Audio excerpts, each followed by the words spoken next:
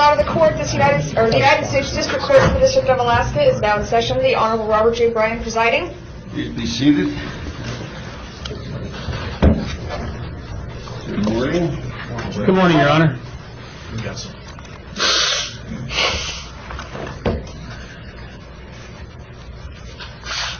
Okay, I guess somebody told me that Mr. Dooley is first. Wow. Okay. Oh, we almost started without you. I didn't realize you weren't here.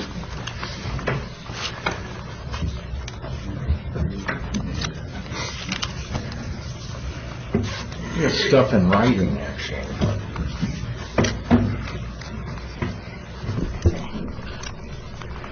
Your Honor, the first motion I have is Rule 29 on counts 2 and 11. They're related because it has to do with items that were in the Coleman Barney trailer. Count 2 was the parts that could be made into 4 hand grenades. And count 11 was the 4 hornet's nest canisters and 2 launchers that were found in the trailer. In the Ninth Circuit, under USP Heard, the government is required to show that Coleman Barney had dominion or control over the items found in the trailer that related to counts 2 and 11. And it is not enough that they were simply found in a trailer owned by Coleman Barney. In the Heard case, illegal weapons were found in the garage of Mr. Heard. The government proved that Heard and a friend of Heard's had put them in the garage. Heard knew about them. Wait a minute. Who's Heard? In USP Heard. Oh. The dominion or control case. All right. Yeah, but that's... I jumped from that case to this case without... Go ahead. I'm sorry. But Mr. Heard actually knew what was in the trailer and had helped put them not trailer, but the garage owned by Mr. Heard. And the Ninth Circuit said that that was insufficient to show dominion or control over the items in the trailer, in the garage or in the trailer in this case.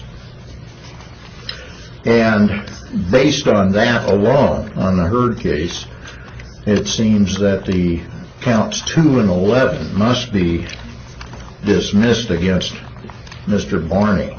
We have boxes, bags and the like that are marked Cox.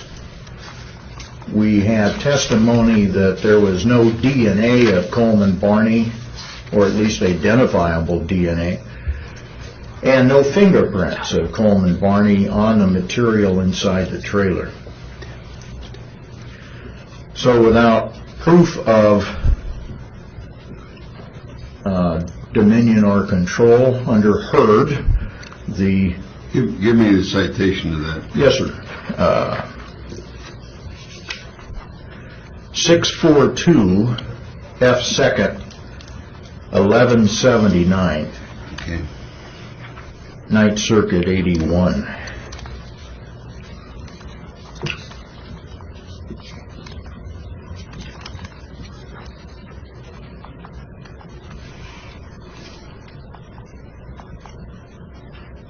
To the extent that this could possibly relate to the 8 hand grenades testified to by J.R. Olson as having been at the Bradway shed, and there's some indication from the government that that may include the 8 hand grenades. There's no testimony that Coleman Barney knew of the 8 hand grenades being in an ammo can. And again, I submit, out of caution, that the hornet's nest with launchers are not illegal, that the ATF has gone beyond its authority in issuing that ruling. But the primary basis for dismissal of 2 and 11 is U.S. versus Heard. And I have this in writing, if that would be helpful. The case? I have my argument. Oh,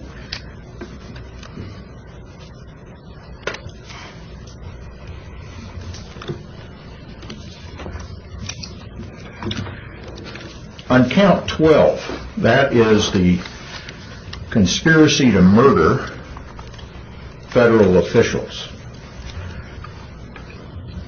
Now, I have a fairly extensive brief on this, but I'll cut it short.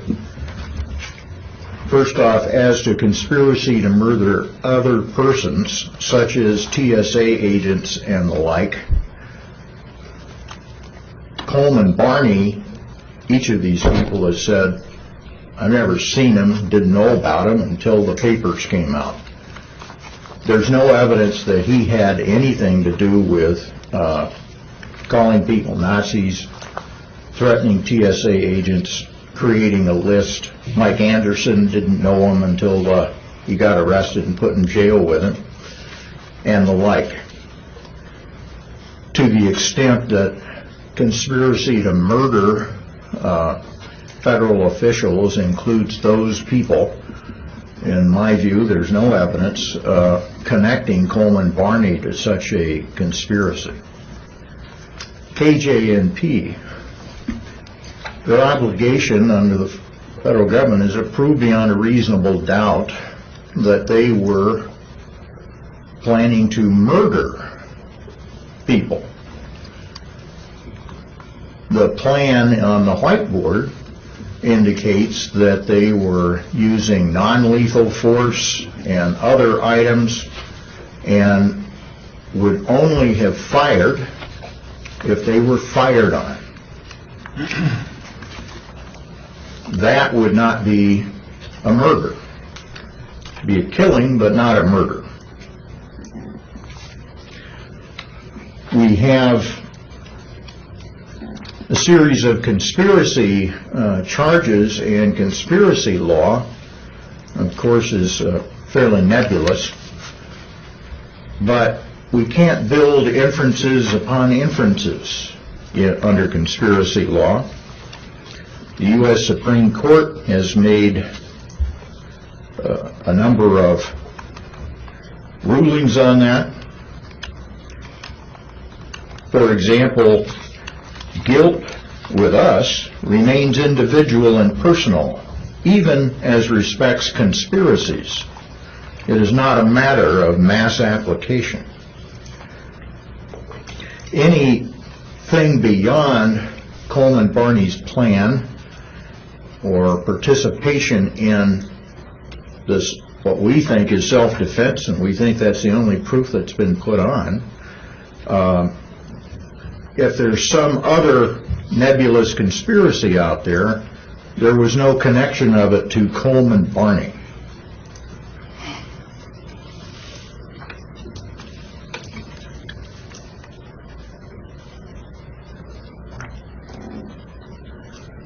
And I've essentially made brief work of my longest brief here.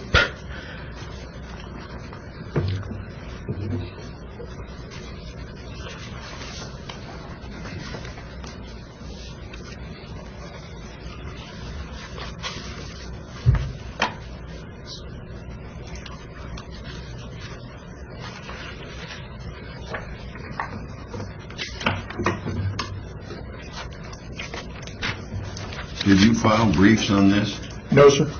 I have them, but I didn't file them. And I have too many copies because I was going to give them to people. But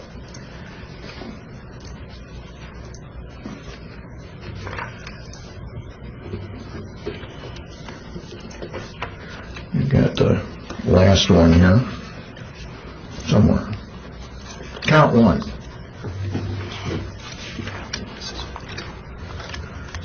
Count one is the conspiracy to possess unregistered silencers and destructive devices on the part of Coleman Barney.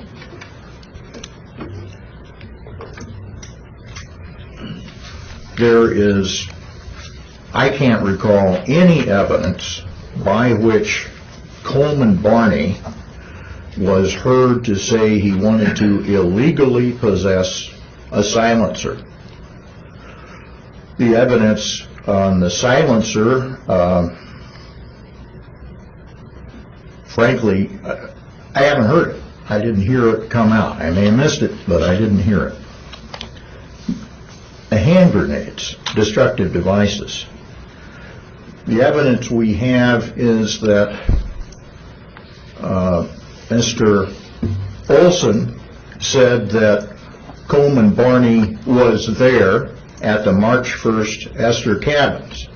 Well, he was at the cabins, but the material they played of Coleman Barney was completely innocuous, talking about things that had nothing to do with grenades.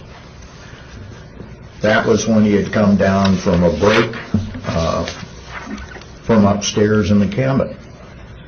The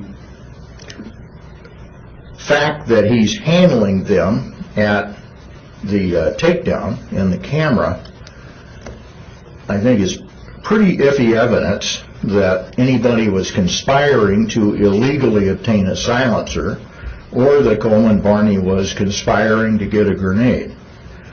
If somebody hands you a grenade, that's an interesting thing to look at. I will say that he did want to buy a silencer. I don't think there's any evidence of that came out. But there's certainly no evidence that he wanted to buy one illegally. Two other counts are the ones that relate to carrying a weapon to a crime of violence. And I'm simply going to renew earlier motions that an attempt to possess or a conspiracy to possess should not be considered a crime of violence. And that concludes my argument. Should I give you my written things that we worked so hard on, or? Yeah. All right. I will do that. I'll distribute them. Thank you. I'm sorry, I'm walking away without any questions. But. Not yet. All right. You want to respond? I think due to the overlapping nature of the facts, I'd rather wait till all the arguments are done and take them as they come. Okay.